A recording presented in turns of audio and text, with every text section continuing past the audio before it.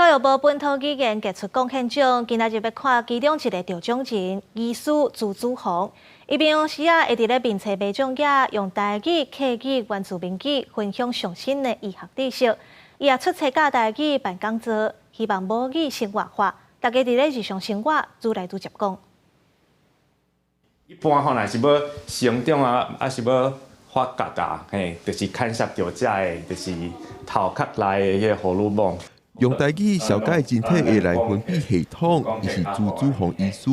伊毋但是一个医师，阁是一个母语推广者。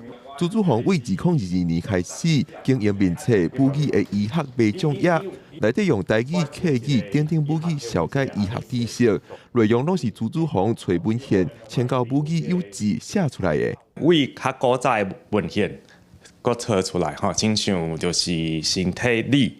啊，阁有一个是来外科的看护学，迄个社团啊，就是问题。啊，阁有我家己有做一个台语文的智库。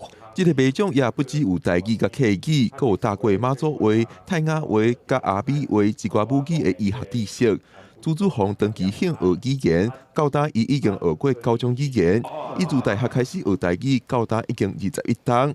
除了经营母语面册，朱子宏也捌出版册，也是办活动来推广母语。头一项是网络顶啦，啊，所来是甲在地的母语团体，讲母语的讲座啊、座谈啊，啊，才会活动啊。朱子宏长期注心咧推广台语、客语、原住民语这寡母语的文化。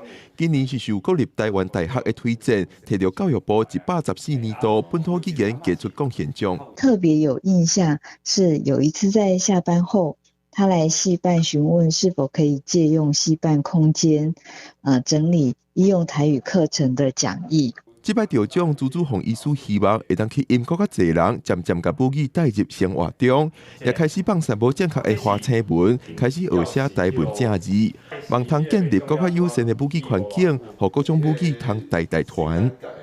记者郭林玉凯新竹报道。